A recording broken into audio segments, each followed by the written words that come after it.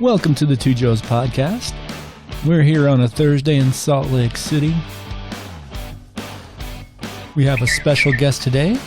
CoJoe is back with us, and MoJoe, as always, welcome. Welcome, welcome. A beautiful day in Salt Lake, actually. It was a little overcast, but nice and warm. And I actually got a little bit of yard work done. I'm proud of myself. And the other day I got out and did a little bit of grocery shopping, but we'll get to that in a minute. Let's welcome my dear niece, CoJoe. And believe me, CoJoe, that name is not going to stick with you forever, just during this pandemic. Oh, good. Okay. And, of course, listeners, we call her CoJoe because she, about 10 days ago now, was diagnosed as positive with the COVID-19. And is doing really well. So let's start there. CoJoe, would you give us an update? Any symptoms come back, or you feeling better all the time? What's the story? Yeah, I think I'm pretty much over it. I haven't had a fever in over a week and a half. It's almost been 2 weeks, and I haven't had any symptoms since this past Sunday. And even that was just from fatigue. But fatigue's pretty much gone away, and no other symptoms. Awesome. I think I'm through it. That's great. So wonderful. So I know that MoJoe and I have talked about what the I don't know if it's the CDC or the Utah State Health Department. I'm not sure which government entity put out this baseline, I guess, but to be considered recovered from COVID-19, there's a couple of benchmarks that have to be met. Have those been explained to you, CoJoe? The ones that I'm aware of are 3 days without a fever, and then you're no longer considered infectious, and I think 14 days or maybe a week after any symptoms. Maybe. Okay. I'm not sure about that last one. Well, I heard the same. 3 days without fever, and that is without taking any sort of fever-reducing medication. So no medication for it, but right. And then I also heard another bit at the tail end where it said you also need to have 2 negative tests at least 24 hours apart. So that's the last bit I heard, And but the thing is, go ahead, please, CoJoe. I just heard that if you are hospitalized for COVID, that you have to have 2 negative tests within 24 hours to be released from the hospital. There we go. Okay. Yeah. So they're probably giving you very sound advice. And, you go 3 days with no fever and a week with no symptoms at all, then you're probably good. But as we spoke last time, you're going to give it a few more days. I think tomorrow was your target date to get back into the world. But has that changed at all? What are your plans there for tomorrow? No, tomorrow I'm going to consider myself all good. I mean, I'm going to practice safe social distancing and follow CDC guidelines. But I think I'm just gonna kind of be back to normal or whatever our normal is now. Yeah. Well, in fact, I'm heading up to Park City on Saturday to go look at a condo I'm thinking of buying, and for a brief moment, I lost my senses, and I was going to invite you to go with me, but that would not be a smart move for either one of us. Yeah, probably not. Yeah. So, well, we're very glad to hear that you are definitely.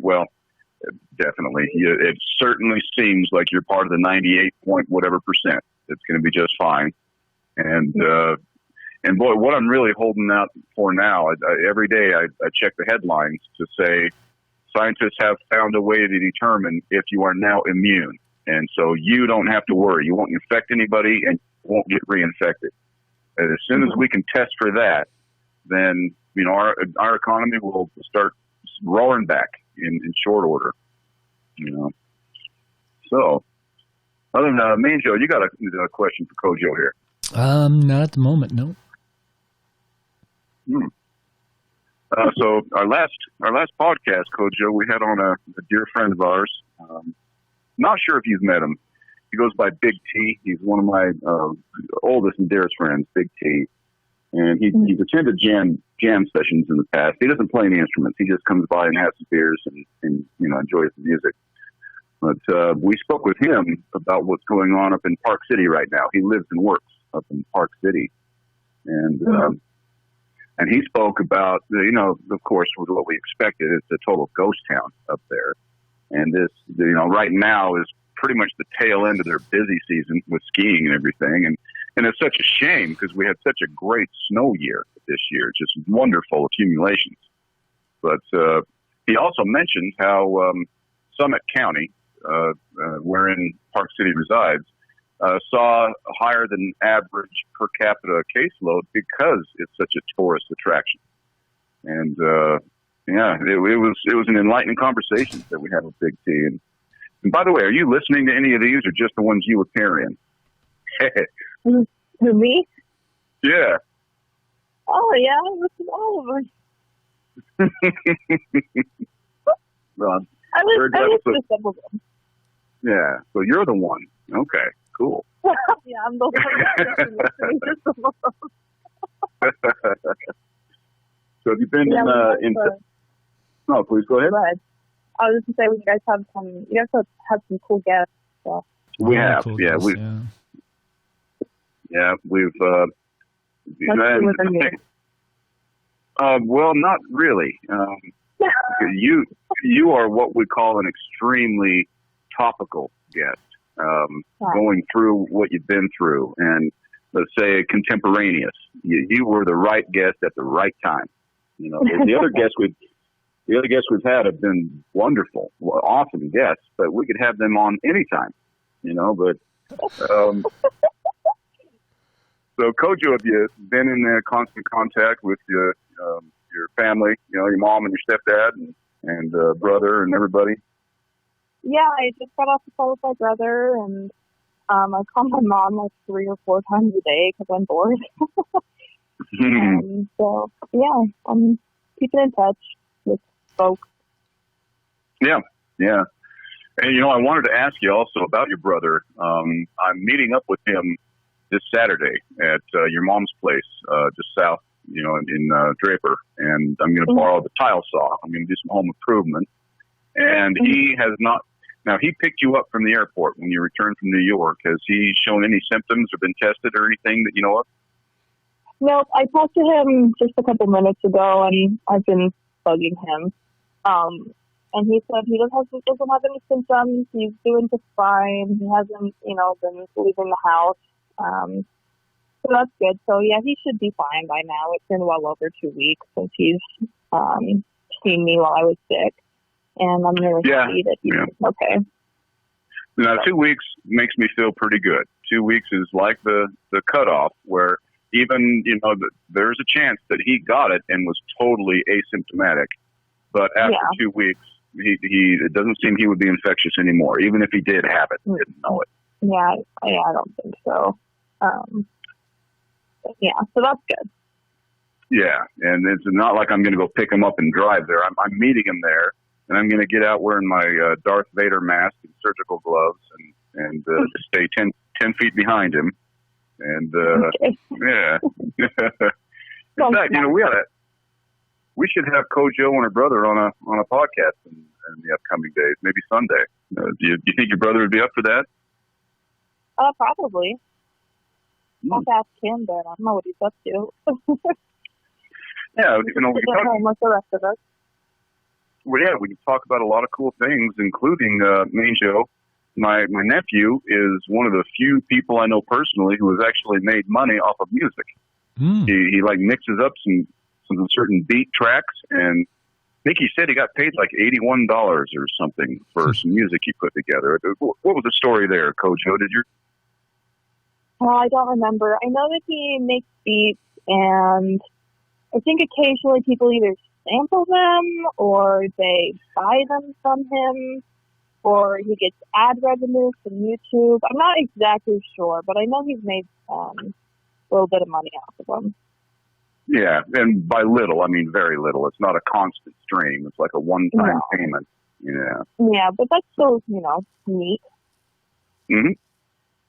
Well, back on the COVID part of things, CoJoe. So you would rate your experience in the medical apparatus, if you will, as overall positive. You called up and did you have to go through a long like voice recording thing? Touch 1 if you think you're sick, touch 2 if you have insurance, touch 3, or did you call a number and you immediately had a live voice on the other end? Well, I called the place that was offering testing, and it was like the press 1 if you think you have COVID or have questions about COVID or something. And then I think I had to press like maybe 1 or 2 more, and then it rang to a person. But it wasn't like it's absurdly long way or anything. It was over and done with in less than 5 minutes, I'd say. Okay, excellent. And they gave you directions on where to go. You never had to get out of your car. Is that right? Yep. And then you got your results in 3 days. And how did you get those results? Were they emailed to you? Did you log onto a website, a secure log on, or was it through the mail? How did you get your results delivered to you? So I think the place that tested me gave them to the county health department because I tested positive, and then a nurse from the county called me and let me know, and then she asked me some questions about where I'd been and kind of, I'm sure they made a case file or something to try and figure out and track where this is coming from and where it's going, kind of thing. Try to figure out if, I maybe could have gotten other people sick. So we went through some questions, and then she gave me, some information, and so that's how I got my test results. And then later that day, the place that tested me called just to check in, see how I was feeling, and asked me to stay away from people. But I thought that was very nice that I got 2 calls. So. Yeah. Okay, that's great. Yeah, that's a nice follow up, and it's not like they're getting paid to follow up with you like the regular doctor's office is. They can bill, a 30-second phone call. They can bill $80 for that just to. Yeah. Oh, I called Mrs. Bixby and she was doing okay. Okay, there's $80 with bill insurance. So awesome. That's very good news. Yeah. So, what would be next then? Have you guys, either of you, MoJoe, CoJoe, been seeing any glimmers of hope in the headlines at all? I think I've got one, but I'd defer to you guys first. The only glimmer I saw was that YouTube, I can't talk. Utah is doing pretty well so far. I think if we haven't flattened the curve, we're at least keeping it at bay for a little bit because we're not anywhere near becoming a hot spot as far as I can tell from the maps I've been looking at. So that to me is a glimmer of hope. I think our leaders took action pretty quick. The word got out pretty quick. People are taking it pretty seriously. So that's a good thing. Yeah, I saw that one too, MoJoe. That was a nice thing. And CoJoe, you had one there too. What were you about to say? Yeah, I just read somewhere that I think this week, maybe in the next couple of days, that New York is going to kind of hit the peak of the curve, and then it's going to start going down, is what's projected. And I think that's kind of, I'm not glad that it's peaking, but, you have to reach a height, and, what goes up must go back down. So I think that's nice, especially since New York was hit so hard. But hopefully they're starting to go back down. So. Let me echo what MoJoe just said about Utah. I did see a graph today, and it showed that Utah certainly has not been hit hard by world standards, by New York standards, but we still have, I think, somewhere around 1,300 or 1,400 confirmed cases, and of course you're one of them. But we've only had so far in Utah 13 fatalities. And the other states or provinces that are similar to our total number of cases are usually upwards around 30, 40, maybe 50. And so they're saying Utah, whatever's been going on here, it's got to be considered a success. And my only ignorant guess would be that Utah really is known, not just in America, but worldwide, as one of the hubs of cutting edge medical research and top-notch facilities, medical facilities, when things like this happen. So I think that might spill over, that however many cases we've had, if it got serious, you could be taken care of. And I don't know. Again, that's just me, I don't know, painting a rosy picture of another reason I love living in Utah so much. But it was a nice glimmer. Yeah. And the other one I saw was Governor Cuomo. I tap into him probably 6-8 minutes a day and get the highlights. And he also showed a graph that showed that the number of hospitalizations in New York and the state, I'm saying the state of New York, not just downtown New York City. If I'm remembering the numbers correctly, they look great. In the last 24 hours, they had a total number of new hospitalizations of just 628. Now that's a horrific number, of course. That's 628 people who had to be hospitalized for this thing. But in the days prior, we were seeing like 1,300, and then 1,700, and then 2,800, 2,400. Some things like this, and that has begun dropping to just 628 in the last 24 hours. But now that has to be tempered a little bit with the fact that they just had their highest daily death toll. I think it was 799. So it's, he was very wise. He was kind of doing the exact opposite of what President Trump is doing. He was saying, stay sober, stay vigilant. We're not going to open the beaches and the restaurants and the amphitheaters. This is not the end. It's a good sign. It sure is, but we are not through this at all. And it could come back in a huge tidal wave in a hurry, So what do you think? If we're peaking now, what would it be, you think? 2 more weeks, and then maybe we can start venturing out a little more? I've got a note here that says after 76 days of isolation, 76 days, China has lifted lockdown restrictions on Wuhan, the city where the novel coronavirus was first detected. Trains and flights are now operating, and healthy residents and visitors will be allowed to leave. MoJoe, great question. Very much like when I watch a President Trump press briefing, I'm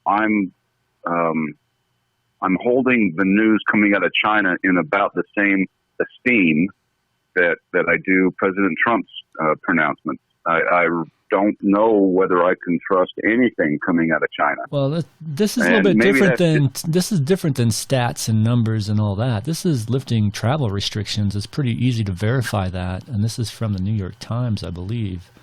So I think you can kind of believe it when they say the trains are running again. They're probably running again. But yeah, as far as numbers go and stuff like that, then maybe I wouldn't believe them so much. But yeah. But also remember, though, that even visual propaganda is even more effective. Because I did watch some of the clips today over in China, and I'm assuming either in Beijing or in the Wuhan province, of policemen or military appointees were taking down some barriers that had been placed along sidewalks, and I saw people in subway stations and this and that. But that stuff is not very difficult to stage and put out there to the whole world and say, look, we're doing okay. China did things right, and we're getting back to normal. Is that no? All I'm saying is I'm too ignorant to know, and just like we all are. That's one thing I'm very grateful to President Trump for is. You never really heard those two words, fake news, put together before President Trump. And now we can see there is a lot of it out there. And deciphering which is real and which is not takes time and research and patience and frustration.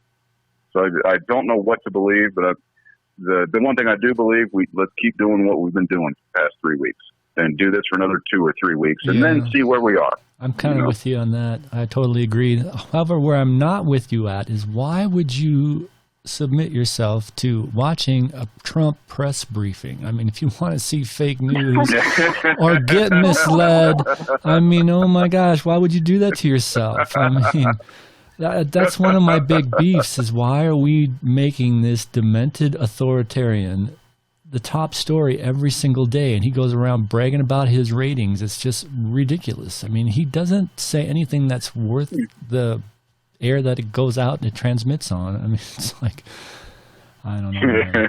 Well, you say when you put the two words demented authoritarian together, that's redundant, dude. That's a repetition. The guy. Well, I don't know. Maybe so. I don't know. Yeah.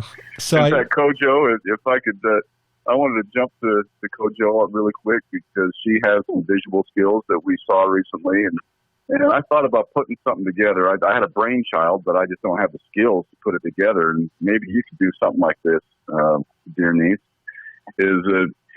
Are you familiar with the Peanuts comic strip, Charlie Brown and Lucy and Linus and those? Oh, yeah, I love Peanuts. And did you ever watch some of those holiday specials that they would have?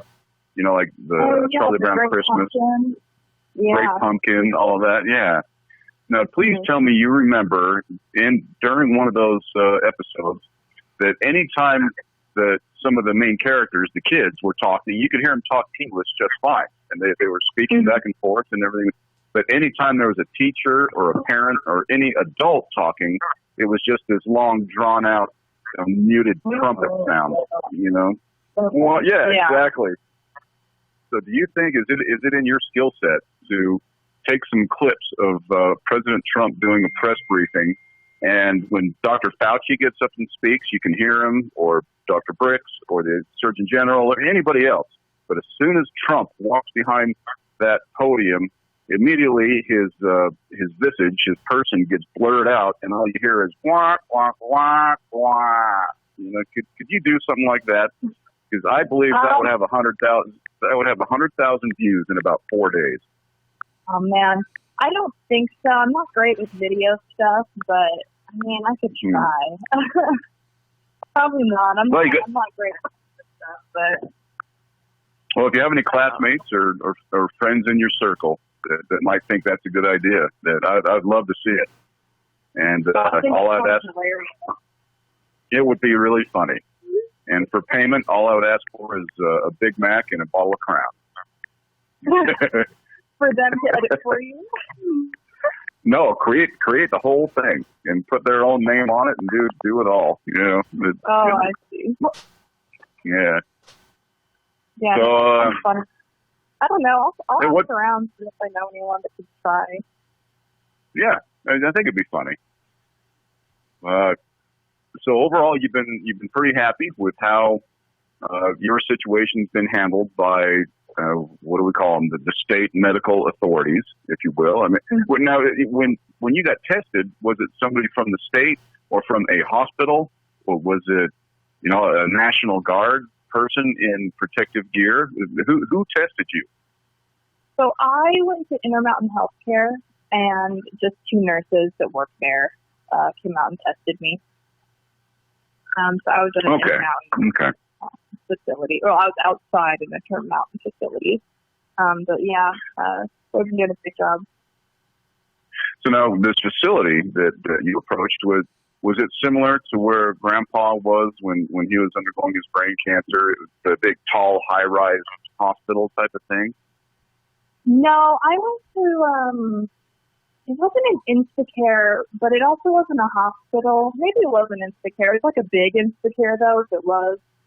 But it wasn't a big hospital. I think it was just a big Instacare with a big parking lot. Maybe some research facilities connected to it, but yeah, no, it wasn't. Big. And you said you didn't have to wait in line too long. Is that right?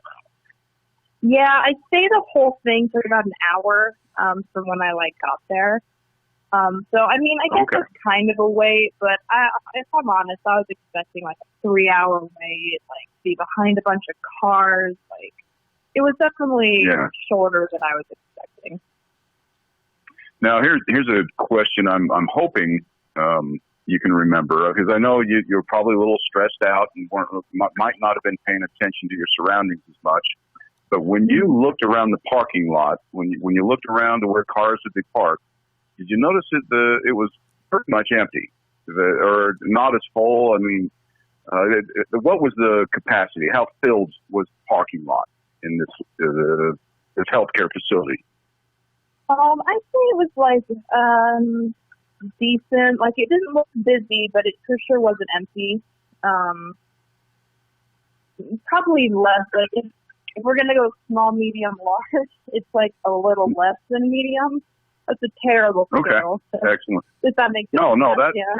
It does. It does. That explains it well. I mean, if it had been absolutely overwhelmed, like so many hospitals in New York right now, you would have noticed that.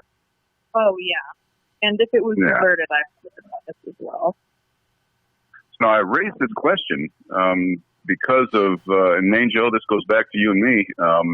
Bo of the Fifth Column did another segment, about a 10-minute segment, like a week ago, and he was calling out and castigating, just demonizing some of these jerks who go and videotape the parking lots of certain hospitals and how they're absolutely empty.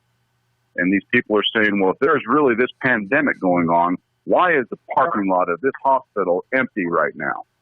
And Bo explained it, saying the reason it's empty is number one, elective surgery is off, and they're waiting for COVID patients to come in, and you simply wherever you're filming it, you haven't been hit by the wave coming your way on COVID-19.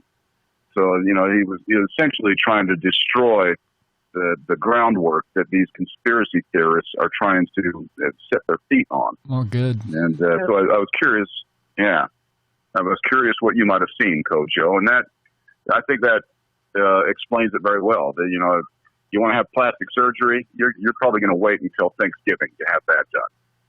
Yeah, when I came back from New York too, I've had some ear problems this year. I blew out my eardrum in January. So I was getting a checkup on my ears. How did you do that? How did you blow your eardrum? Man, I just got sick and congested. I just blew. It was sick. Oh, really? Couldn't hear. Man. Busted for like 6 weeks. It was pretty brutal. I've had a year. Man, yeah. I had a checkup with the doctor shortly after I came back, and I asked him if he'd been busy, and he said that they'd actually been discouraging people from coming in unless it's something urgent. That requires medical attention. So that's another reason. So that's another reason parking lots, medical facilities would be empty. I can't speak for the medical community, but I'm sure doctors are asking people, like, if it's something minor that, like, I have a wart you want to get burned off, like, why don't you just wait or, like, buy some W? You don't need to come in to do that, Yeah, go get some apple cider vinegar and a Band-Aid, Well, we've got to come up with a better story on how you busted your eardrum, Darren. How about this? You were out hang gliding once and you just got up way too high. Does that sound better? Looks like I fell off a zip line. Yeah, there you go. Zip line just fell, and I landed right on the side of my head. Yeah, you were surfing.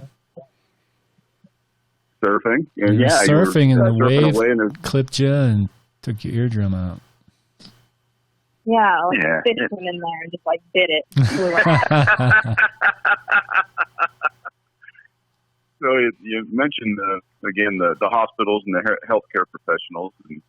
And I'm sure a lot of the parking lots, some of the parking lot is filled with vehicles from the people on the front lines. And that puts me in mind of a really cool website that I heard about. I didn't visit this website, but I heard about it. And I just thought, man, that is innovative, and it is answering a need that is desperate right now. And I won't blabber on too much. So somebody out there had the good idea to put together a website where people would roam around neighborhoods and look for anybody who has an RV or a camper trailer or anything parked on the side of their house, and then get the owner's permission, of course, and then post those on a website and then link it to all these healthcare professionals who don't want to go home to their families every night after battling COVID-19 all day. They can either just go sleep in their car or go stay in a hotel. And I don't know how successful it was, and I didn't hear all that. I didn't see it go viral or anything, but I thought, what a great idea. It doesn't sound like a bad idea to me. Yeah, totally. I don't know if it caught on. Yeah. I never heard anything about it, but it sounds like it could be a valid idea. I mean, yeah, because they're exposed to it every day, and you can only be so careful. Do you really want to bring that home to your family? Yeah, I would be hesitant. Yeah, exactly right. And, there are at least 3 homes in my neighborhood here that have beautiful, 30-foot camper trailers just sitting there on the side of their house, totally unused. And, and that's the volunteer spirit that I've always supported so much. And this is why I despise the novelist Ayn Rand so much. Is she, I don't know if you guys know Ayn Rand and Atlas Shrugged and what was her other one?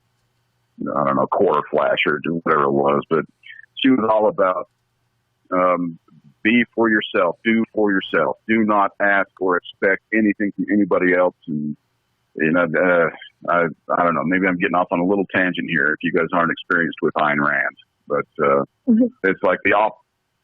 Do you guys know her? Have you studied her in college, CoJoe? I have not, but I've heard of her. I haven't studied her, read her, or anything though. Well, the beauty about her, the one thing I do like about her is that she was an ardent atheist, as I am.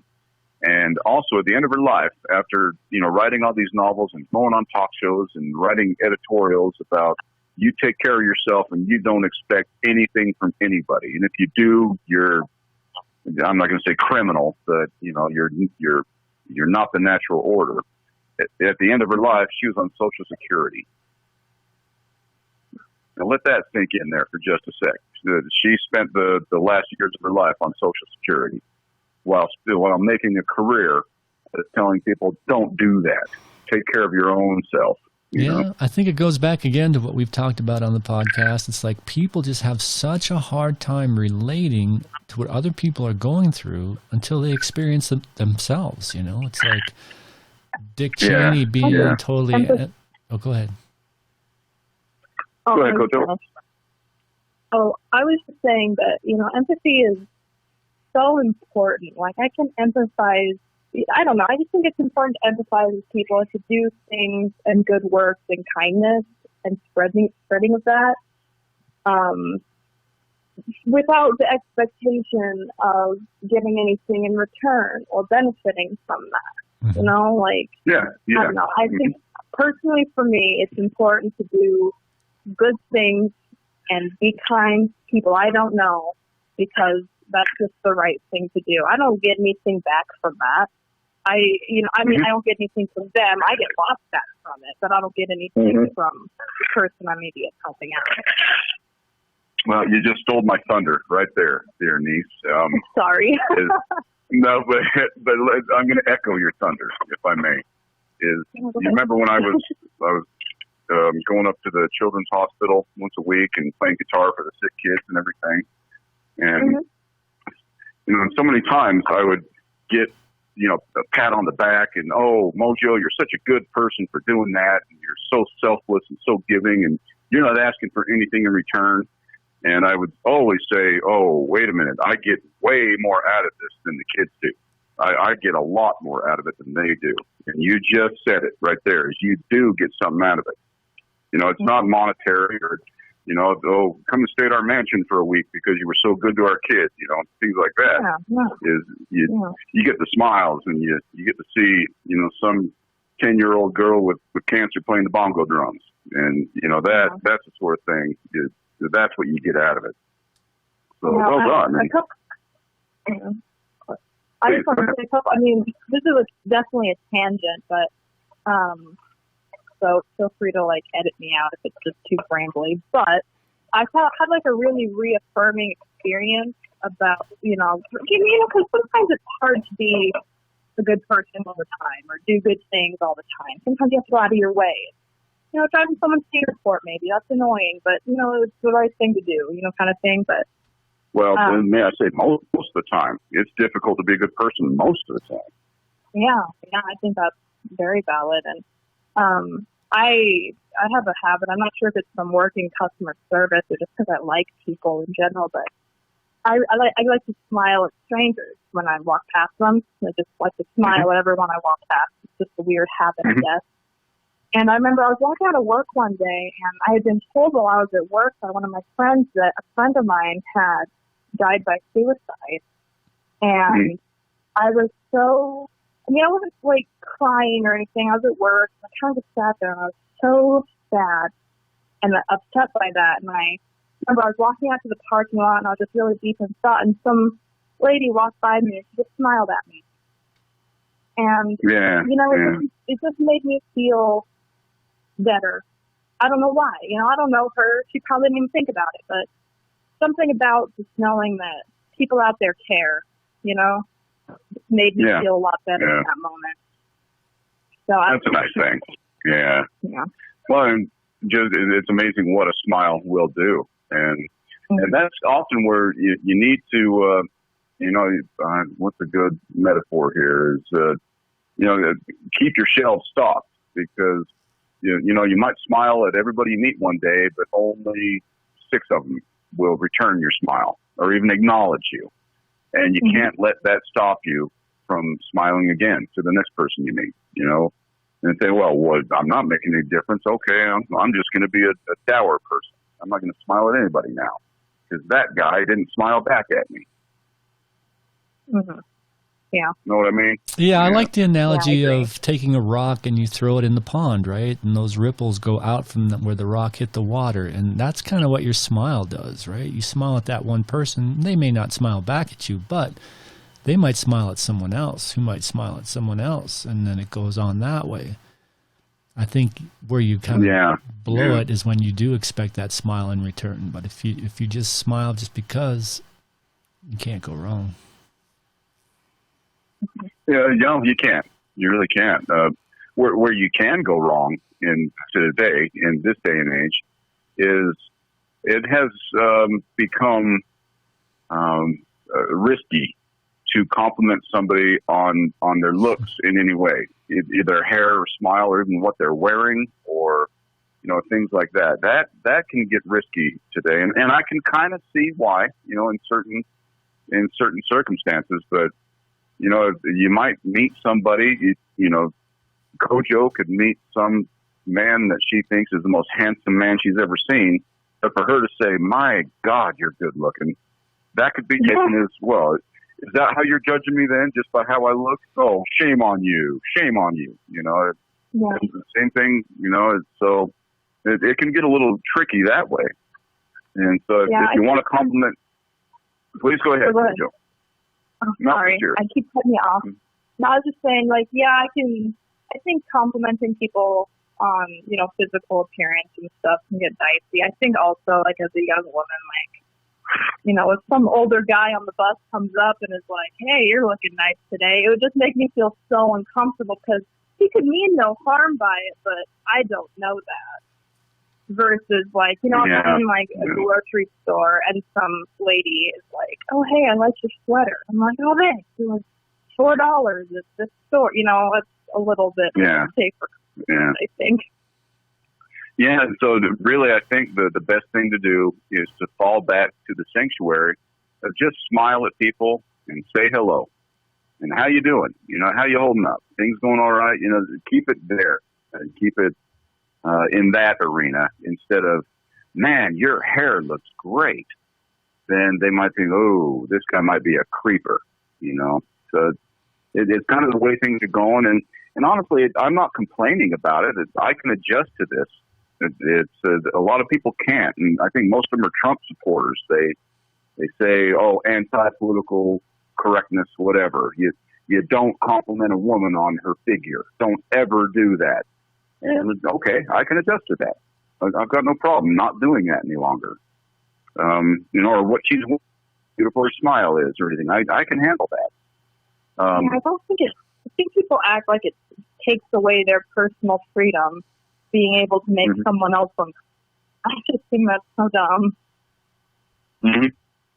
Well, and I tell you, let's see, I'm 50 years old now, so I'm on the downhill slope. And if somebody compliments me on how big my pecs are or my biceps, I'll go, whoa, cool, yeah, thanks for that. More of that, please. More of that, you know.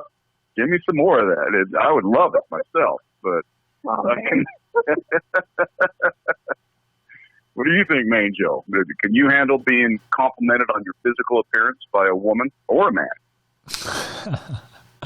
I think I'm going to sidestep that question. I want to go back to CoJoe just for a sec, because she is young, and if she's smiling at people, man, I could see how that could almost get you in trouble with some guys, because some guys would take that the wrong way. Have you ever run into that? I haven't, but like it's definitely possible. I definitely didn't do it when I was in like places like New York. Like I turned into like a little hermit crab in New York because I was worried about someone on the subway ripping me off of it or something. I don't know. I grew up on true crime too, so I'm a little bit paranoid about stuff like that. But. Yeah, you kind of got to gauge the audience too. Yeah, go ahead. You do have to gauge audience. No, MoJoe, that's a very, very valid point. And that is something that a lot of people lack. If they don't, some people just have a sixth or seventh sense on, okay, I wanted to compliment or make this statement, but I'm not sure that person would take it well, so they say nothing. That is a skill. Are you good at that, CoJoe? Yeah. Yeah, I don't know if it's from working in customer service when I was younger or from like my weird theater background, but I'm very good at matching people's energy level and kind of being able to read the subtext of their body language. Yeah. I usually am too, but I have failed miserably a number of times, and that's where I realized, whoa, I shouldn't have said XYZ to that person because it didn't go over well, you know. So I guess that's how you learn. And I don't know. I hate the thought of self-censorship because, you know, MoJoe, remember we had Pat Bagley on, and he described himself as a First Amendment free speech absolutist. And I like to say that I am too. I want to say I am too because it's a safer position to hold. But, man, there are times where you're going to suffer if you say the wrong thing to the wrong person at the wrong time. And it's I don't know, there's another tricky gray line that we have to navigate as primates on this planet. Yeah. I mean, that's why I like the comedians, the comedian core that we have these days. They're really unapologetic, a lot of them, and I like that about them. You know, like I was watching Tom Segura the other day, and he was like, you know what, you have every right to be upset about what I say and take it however you want to take it, but I have the right not to care. I'm going to say what I want to say, and if it upsets you, well, yeah, that's fine. It's valid, but I don't have to stop saying things because it upsets you. Yeah. I remember Richard Dawkins, one of my favorite authors. He does many other things, but all I really know about him is from his writing and his lectures, his lecture tours. And he once said, along with Christopher Hitchens, said, okay, anytime I hear somebody, I watch somebody raise their hands in the air and say, I'm offended, or that's offensive, then they sit there and say, okay, well, I'm still trying to understand what point you're trying to make. So, is that all you have to say is you're offended? Now I have to censor myself. I have to make sure to never say anything like that around you again for fear of you becoming offended. Which isn't realistic. And I'm sorry? That's not realistic to try and censor yourself because someone in the room might get offended, you know? But within reason. If I started if I walked down State Street with big signs saying the Holocaust was a fake media hoax, then I can expect some blowback there. But I support anybody's right to go do that. If that's really what you feel compelled to do, I'll advise you against it, but I am not going to support any laws against you doing that. It's a fine line. What do you think, CoJoe? I I agree. Oh, no. I agree. I do think there are times when sometimes censoring yourself for other people is a kindness versus, how am I trying to say it? Like, for example, I have a lot of LDS friends, and so sometimes when I'm hanging out with them, I might not talk about certain subjects, or I might, not say certain words. Because I care about them, and I care about how they feel and how comfortable they are around me. So I think obviously there's certain things I won't censor, and if they can't get over that, then they're not meant to be people I associate with. But I think sometimes too I do avoid those things for them and for my care of them. Does that make any sense? Well, and for the group you're in too. Yeah. It totally does. It makes sense. You don't want to. Well, and we have family members. We have LDS family members, and by the way, I know what LDS stands for now. It's lack of social distancing with dyslexia. Little joke. Now, who's going to be offended by that? Are we going to have any listeners who will be someone? Offended? Someone, Yeah. Well, we got to have listeners. Even the ones we really upset, we've got to have them. Yeah. Yeah. But so I don't think. I think I should be allowed to say whatever I want, whenever I want. I agree with that. I mean, barring, yelling fire in a movie theater. But I also think sometimes people like to say outrageous things for the sake of being outrageous and offending people. I don't think that's either. I think that's and it speaks again to the state of journalism, but not just today. That stuff has been happening forever. The more outrageous you are, the more coverage you're going to get. And, Trump is just the latest example of it. But before that, here's another great example was during the O.J. Simpson murder trial, when the sister of Nicole Brown Simpson was being interviewed, or the mom, or the other victim, the male victim's father, or whatever. You would have somebody out there in the press pool, in the audience, who would ask the most absurd, cruel, crude, vulgar question, simply because they know it was going to be covered. They knew that there would be cameras turned on them, and people would write it and then print it and show it on TMZ and hard copy and I don't know, whatever reality shows are now today. But that stuff has been going on forever. It's really, there's nothing new about it. It's just different practitioners. We see who are the best people at doing it, and they rise to the top. And Trump's just the latest example of it. No, I think, too, maybe this applies more to speaking and people in your personal life rather than news media, but I think it also shows respect for whoever you're talking with, or, for a family that maybe lost someone, like in that example you just gave.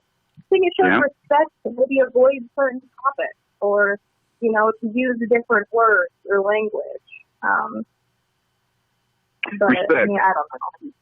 Yeah. Respect, CoJoe, and really, you mentioned respect for the person you're talking to, or the person of whom you just asked a question.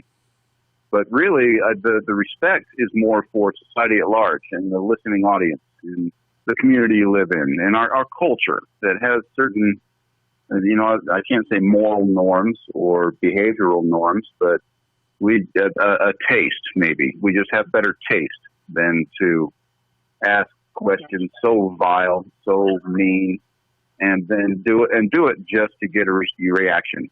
Today we get clicks. 40 years ago, 30 years ago, it was to sell newspapers and get ad time or, the extra advertising revenue. Today, it's to get clicks. But, it's always been around. It's nothing new.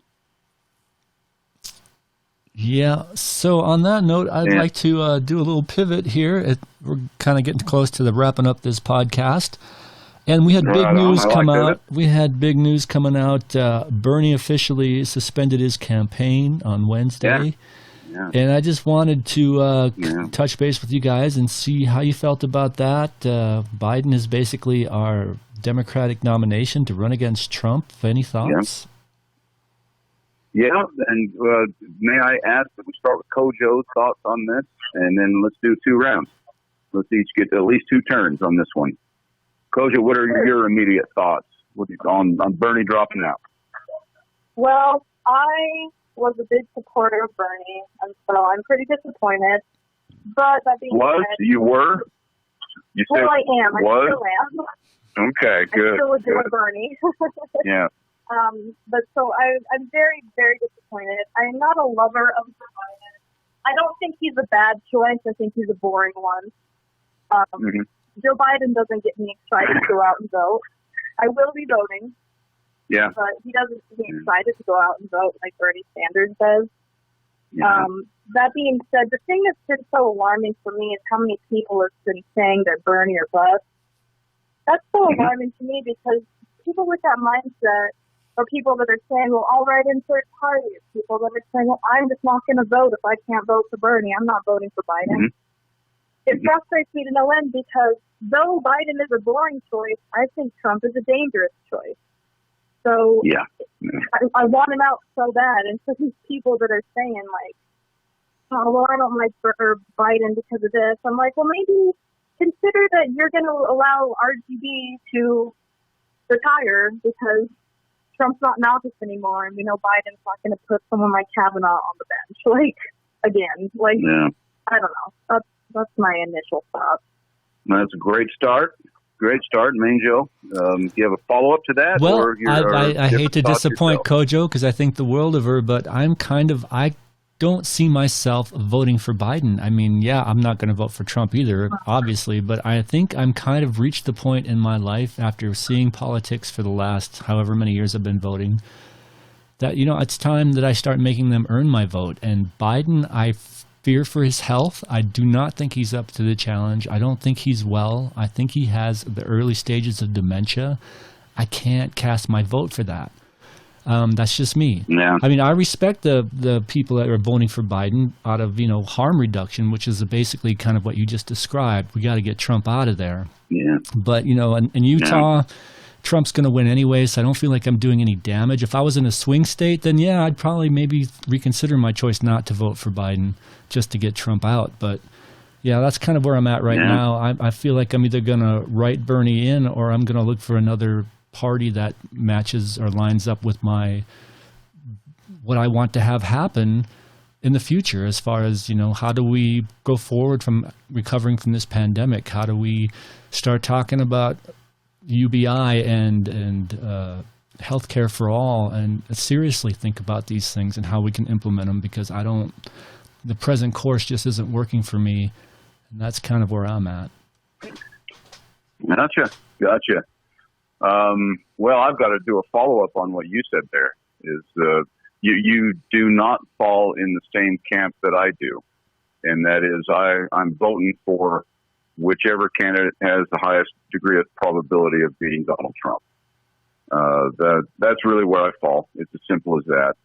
And the reason, I'll give you at least one good reason, is that I am so tired of Trump standing behind the podium every time and making me ask, what does he take me for? I'm tired of doing that. He takes me for an idiot. He takes everybody in the country for an idiot. But again, that's where his supporters think he's only doing it to liberals. He's sticking it to the liberals. And that's not what he's doing. He's sticking it to every American citizen. He's sticking it to everybody in the world, really. Anybody who listens to the man speak. So then we pivot again. It can either it can do Uno, reverse back to MoJoe, or move on to CoJoe. Anybody got anything you want to jump in with? I have a little bit of I can certainly respect MoJoe your decision not to vote, especially in Utah. I get it. That being said, I'm a very firm believer that not voting is also voting. We're not voting for someone to get Trump out of office. I feel like it's essentially a vote for Trump, though not technically. And on a different note, and I hate to even pull this card, but like as a woman, I always practice my exercise to vote because it was denied to women for so long. So I always try to exercise my right to vote, even if I don't particularly care. Like, it sounds awful, but I don't particularly care about like who's running for mayor and stuff. I should probably care more, but I'll even do some research and vote every time there's something like that, just because I feel like it's part of like my ancestry and my history. So like 100 years ago I couldn't have voted anywhere. Yeah. It could have. Yeah, it could have. It was passed by then. 100 years. It was passed in 1990. Okay, 102 years ago. 102 years ago. So I don't know. It's really important to me to always try and exercise my right to vote because it was, not a privilege that I would have had, and many of people I came from didn't have. So I don't know. That's a different subject, but one I felt like sharing. The most amazing thing about women's suffrage, about women getting the right to vote, all it took was World War One. It happened right after World War One. It was about a lot of things, a lot of freedoms around the planet, and avoiding tyranny. Yeah, I think it's funny how like both. I think it's funny how like to both that they were the first to let women vote, which is fair, but like they haven't done anything for women since. So like, doesn't I can't give you props for that. As you guys realize, maybe I got some obscure trivia for you. The first woman to ever cast a vote in America in an election was in what state? What state did that happen in? Wyoming. Wyoming. Yeah, Utah. Not bad. That's a damn good guess. But it was. Our next door neighbor, Wyoming. Yeah. And it happened like before the Civil War. I think it was before the Civil War. A woman voted. That's awesome. It was cool. Yeah. Sorry, MoJoe or MoJoe. I guess it's your turn to. Oh yeah. So back to our topic then. Bernie dropping out. Yeah, I fall under the label vote blue no matter who. Even if it's a blue shoebox, I'm going to vote for it. A bright blue. Yeah, and hopefully enough people here in Utah feel the same way, and at least we can show a surge in numbers against Trump. A surge against, him insulting America every day and the world in the office of president. Yeah, but don't you feel like that's going to tell the Democratic Party that they don't have to do anything to get your vote? All they have to do is just hope that Republicans keep putting up shitty candidates, which they'll do because they suck so bad. But, I mean, at what point are we going to get the things that we need and want to save the middle class and improve our social safety net, The Democrats and the Republicans are both chipping away at those things. Yeah, for sure. I think the best time to kind of rise up against how messed up our system is when we don't have a threat in our office. And I think that's what we have now. I just feel like it's such an important election, at least me personally. That's not a bad point. Maybe we should have been out there with our yellow vests and everything when Obama was in office talking healthcare, and we should have shown up in numbers with yellow vests on saying, look, it's Medicare for all or bust, man. We're not going to let you rope us into some insurance company giveaway called Obamacare, that's just going to jack up our rates and will be almost a worse alternative for some. Some people had benefited, but a lot of people it didn't. I think that what might sway a lot of on the fence voters, like MoJoe, is who does Biden pick as his vice president? Yeah, that could help. Sway a lot of people. That's a good point. Yeah. That could help a lot. I might vote for Biden if he does a really good pick. I don't have a lot of confidence that he will, but. And that's really work. Oh, go ahead. No, it's yours, CoJoe. Oh, I'm really worried he's going to pick someone in the same way that it could maybe sway, MoJoe into it. I'm worried he's going to pick someone that's going to sway people that were going to vote for him away from him, too. That could happen, too. Yeah, he's talked about picking a Republican for vice president. Yeah. I know. Yeah, and you had a good example, MoJoe. Who did you have in mind? We talked about this. I had a guy in mind.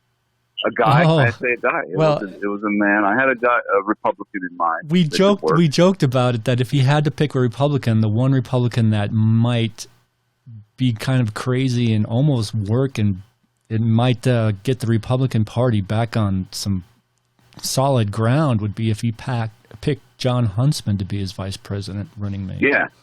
Yeah. John Huntsman Jr., I think, is, that guy's okay. Do you know much about him, CoJoe? I remember when he ran for president.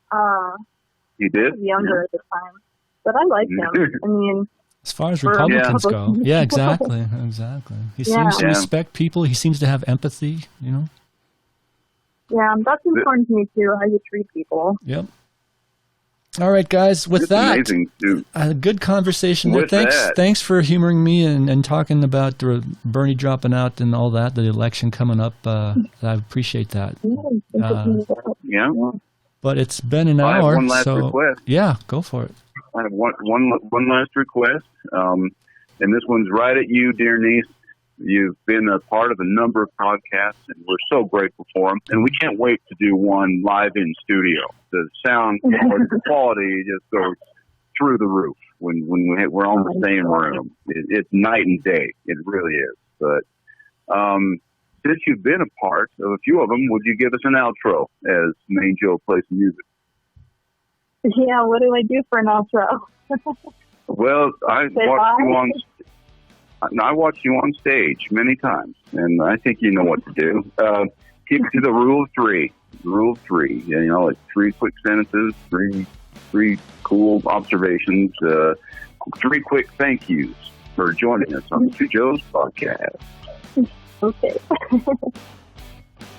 All right. Well, I want to thank MoJoe and MoJoe for being on the podcast again and to talk about some important issues and maybe strain a little bit from that, but I hope everyone is doing well out there, and remember to stay home, thank your medical workers and other essential workers, and stay safe.